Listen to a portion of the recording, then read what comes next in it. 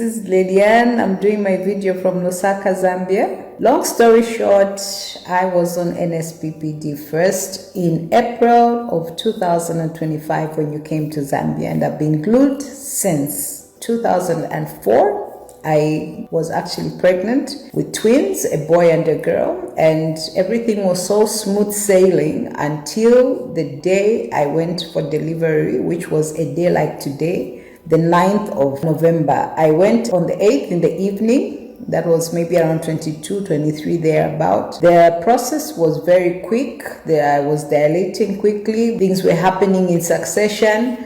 And before I knew it, first and foremost, the doctor that I found on call was drunk. He was not initially the gynecologist that was supposed to deliver my children. The one we had made an appointment with had to fly out of town, and unfortunately we just had to make do with what was at our disposal at that time. An examination had to be done to just assess the positioning of the leading baby, which was the boy. The doctor, that is, was not so sure of whether the boy was coming in with the head or he was coming in with the bum. So because of that uncertainty, my dilation, which was happening very fast, a decision needed to be made. And so they opted that I should go in for a C-section.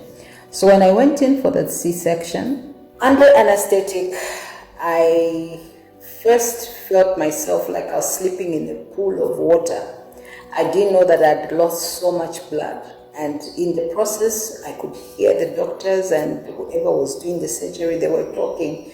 And I could hear in our dialect, one of our dialects, they were saying that I would be a problem to them. I just remember jerking in and out of life. Long story short, I lost a lot of blood.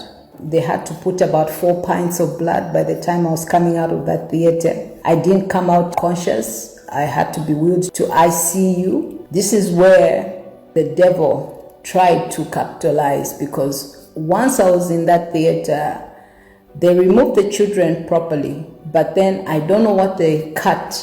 I was given a story when I woke up that I had fibroids, but I don't know whether that was true or not, because I never saw them. And I didn't even experience them during the checkups when I was going for antenatal and everything.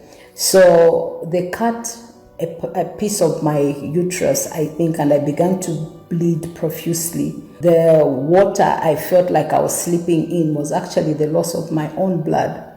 So it was so heavy to the point that they had to do some transfusions. I think they put about 4 pints of blood. They couldn't stop the bleeding. So what they did was to just stitch me up and take me to ICU, awaiting for me to die, obviously, because there was nothing else they could do. That's what they told my family. They couldn't do anything after that. So I thank God that when I was going to the hospital that same night, on the 8th in the evening, I had actually called the actual gynecologist who was supposed to deliver me. He's a specialist.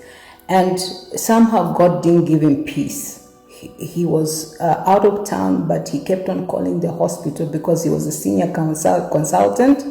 And so he had access to what was going on in the hospital. So he traced me, and just to be told what had happened to me, he had to awake his friend who was nearby, another senior consultant, gynecologist, to rush to the hospital. So I was wheeled into the theater for the second time.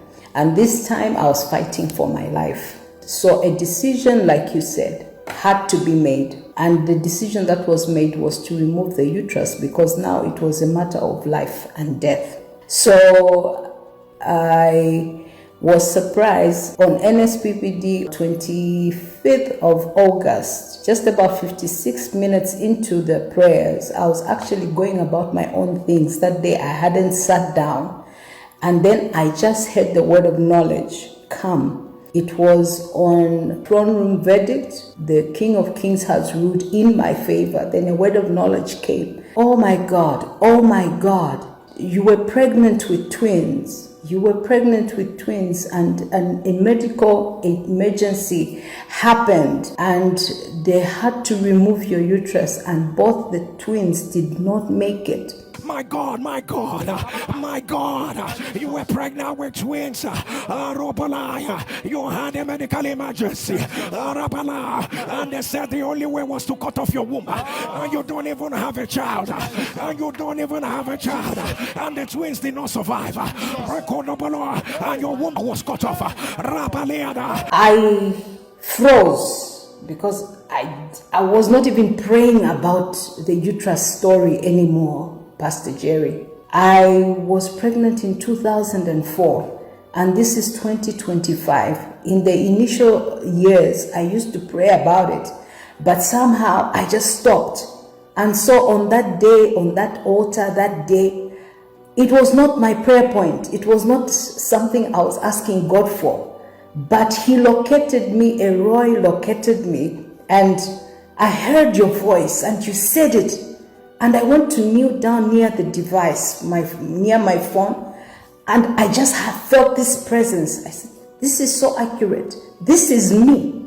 Lord, you have located me. What are you saying? Then I heard you say, after these prayers, go back and check. Go back and check. A recreative miracle is happening. Hear me as I hear the Lord. After this prayer, go and check.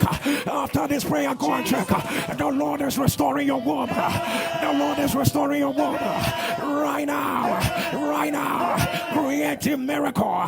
Let it happen in that womb. Right now. Man of God, my uterus was removed in 2004. 21 years later, I wasn't asking God for this prayer point. It wasn't even on my list.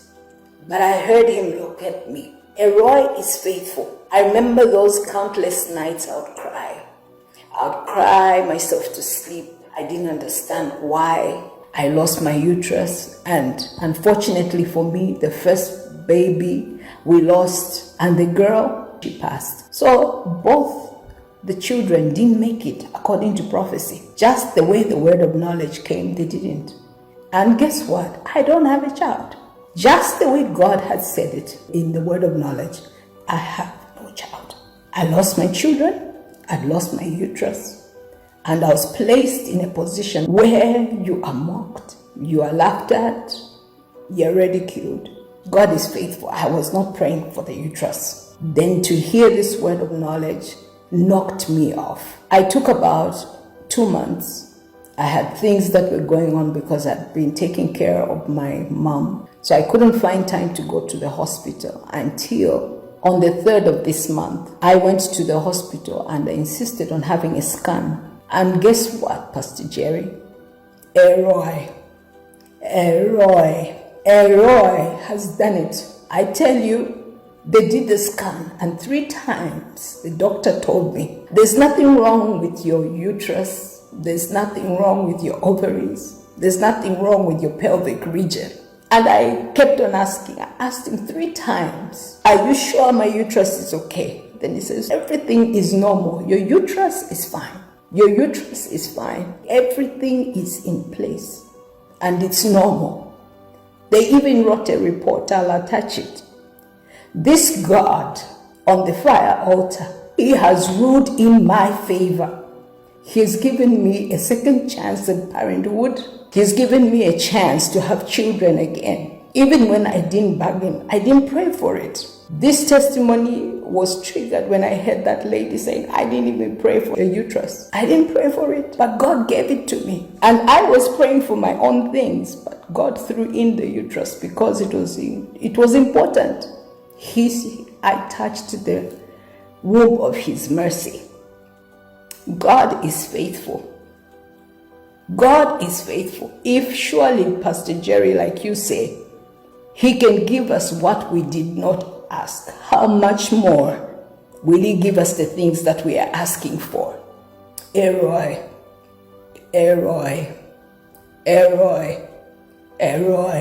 For me, this is my testimony. I just wanted to say, may the oil on your head surely never run dry, Pastor Jerry. The God who you stir his heart to the point of blessing people with blessings they never imagined they could even ask. 21 years. Today, I have a uterus. I have a womb. All to the glory of Elroy. For surely he has ruled in my favor. The verdict is in my favor. What God cannot do does not exist.